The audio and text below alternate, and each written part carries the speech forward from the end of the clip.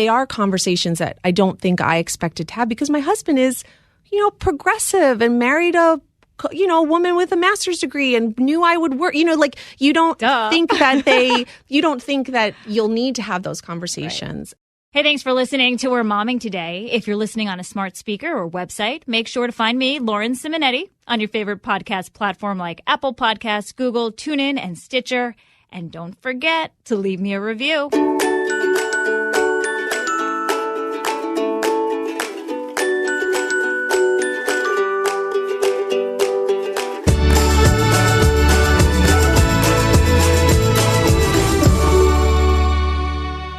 We're momming today about some serious working mother dilemmas that take the work-life balance way out of balance.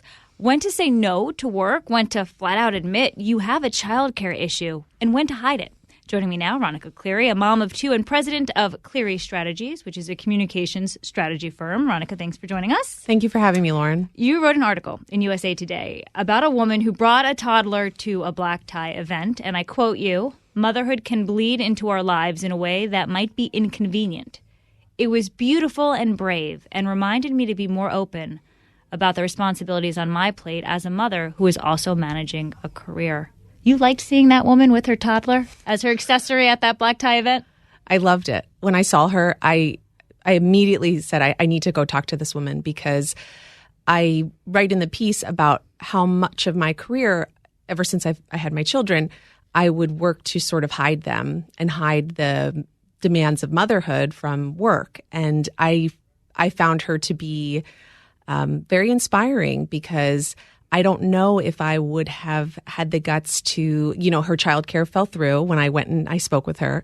And she said, I wanted to be here. And I just thought, what a brave thing to do. It sounds a little bit extreme, but as a mom who knows what it feels like to try to pretend like motherhood is never inconvenient or it's always inconvenient. Right. And I just thought, look at you, and you're letting everyone in this room know that I'm still here. I have a toddler and I wasn't going to choose. So I found her to be very inspiring. And I had been thinking about writing something about motherhood for a long time. And it was very unexpected that event was the thing that kind of compelled me to actually sit down and write some of my thoughts about the difficulties of managing a career in motherhood. It resonated with you. Why is it, because you're not alone, I'll add myself to that list of women who hide the fact that they have children at work?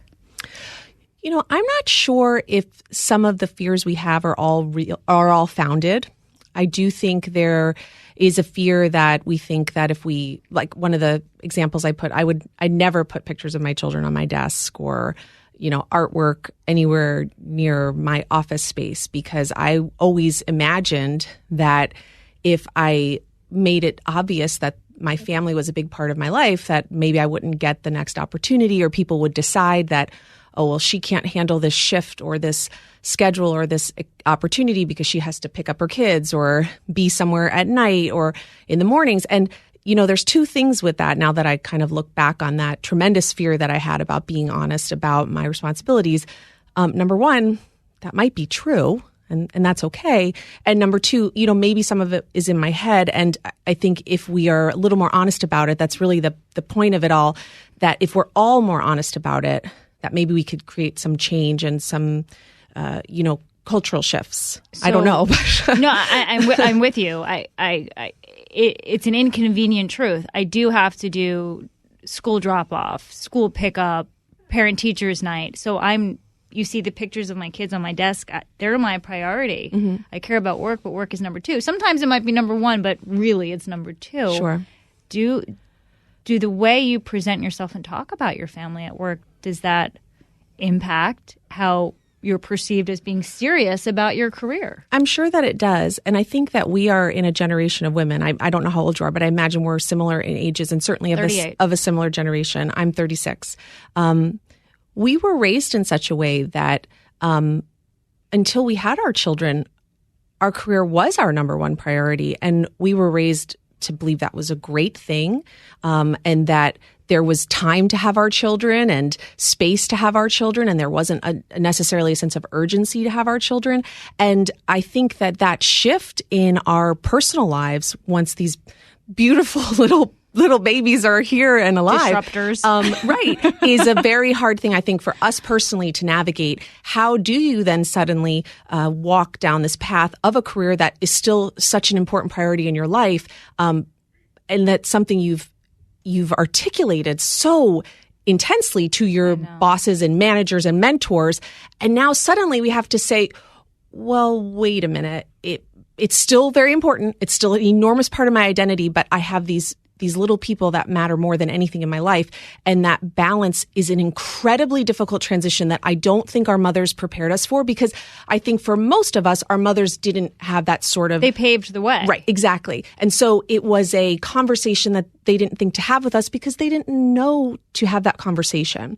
And so I think that it's essential that we have this conversation. And I also think the other part of it is that we need to have conversations with our sons, because we will raise our daughters to be like us and to embrace this value system of a meaningful career and motherhood.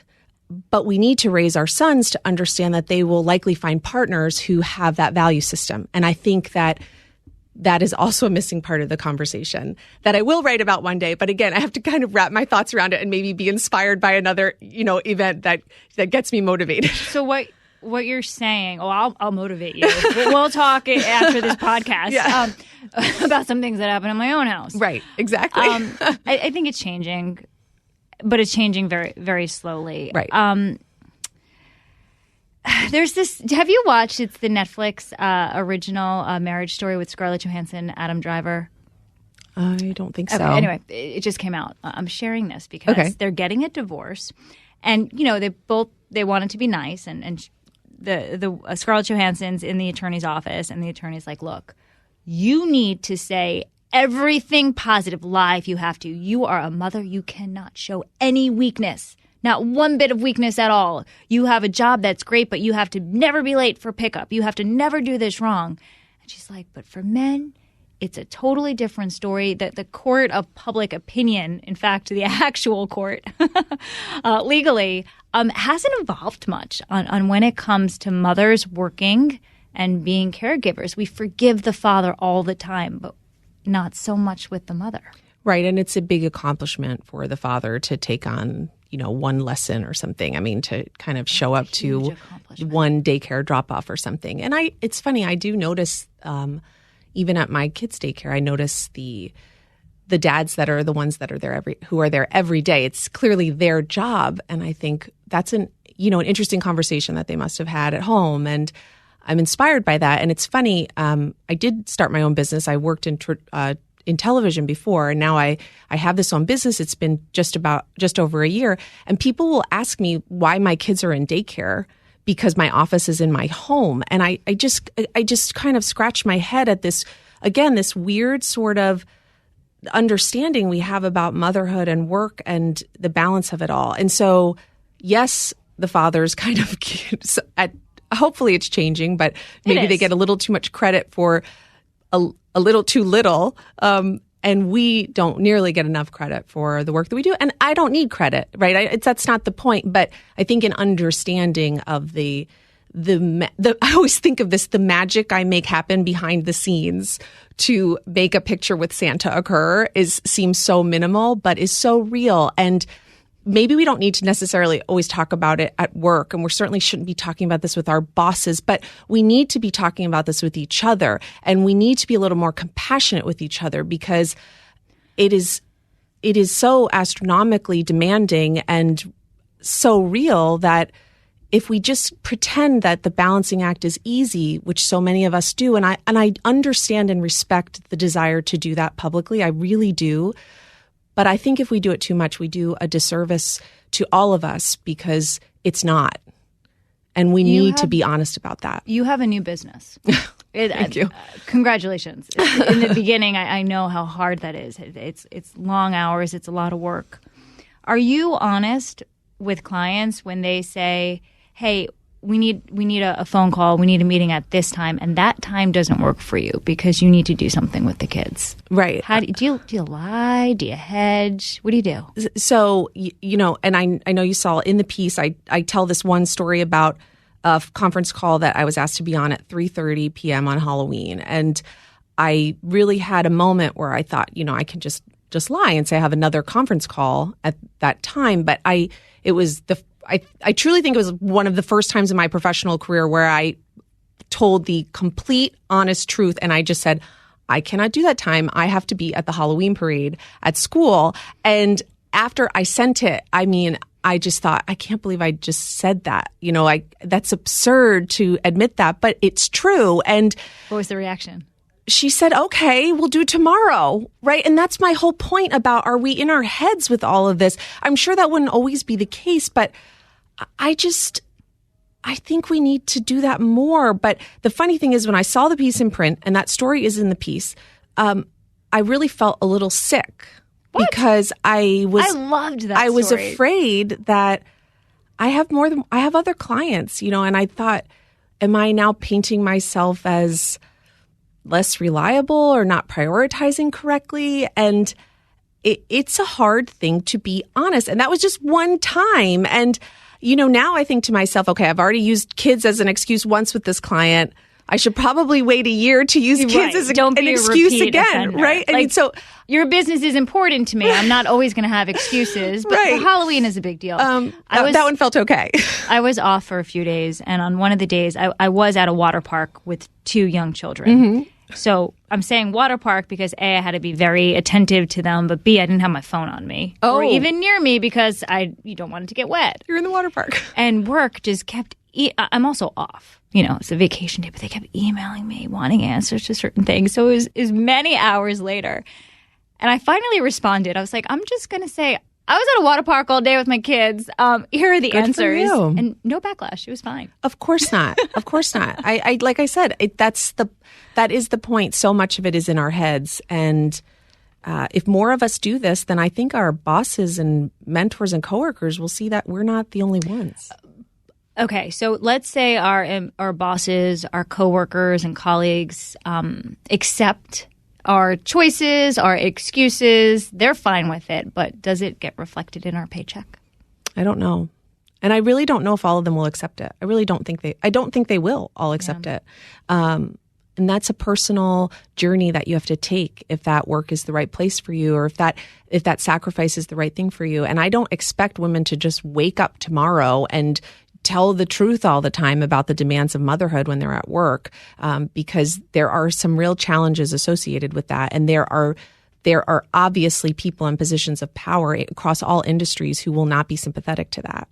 I wonder if there's an upfront conversation that you can have where you're about to take on new responsibilities and you say, look, I am a mom of 3. I have childcare. I have flexible childcare. I am 9.8 out of 10 times available to you during these hours and these after hours. Mm-hmm. However, and then you give yourself that leeway that you need, and then maybe when the nanny's on vacation or when something comes up, you raise your hand, you say, "Look, I'm going to need some forgiveness this week," but as you've seen or will see with my work ethic, that I'm going to go to bat for you. Right. I mean, certainly, I think the onus is on us as mothers more than on fathers to kind of set that standard and that reputation, if you will, that we will be on 99.8% of the time.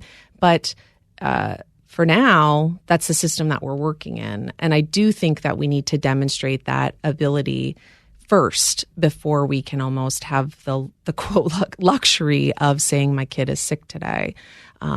And I have, in my previous career, I had a whole system in place where I never stayed home for a sick day with my daughter. I had a way to have emergency care, and it's as if motherhood was never on the surface of my career. Motherhood was never a problem, right? Like it was all and that's how you wanted internalized, it. And that's that was how the message you were that sending. was the message I sent deliberately. And I tell this story about how this one time I had an interview with the governor of Virginia, Terry McAuliffe, and I'm driving to Virginia, and on the drive, I got a call from daycare telling me that my daughter had a fever. And I was living in a city by myself. My husband was not with me at the time. And you have these moments of fear and isolation, and you think, well, how am I going to make this work? And I said, I need an hour and a half and I will be there. And somehow in the hour and a half, she recovered from it and I didn't need to leave. But you think, what do I do in this situation?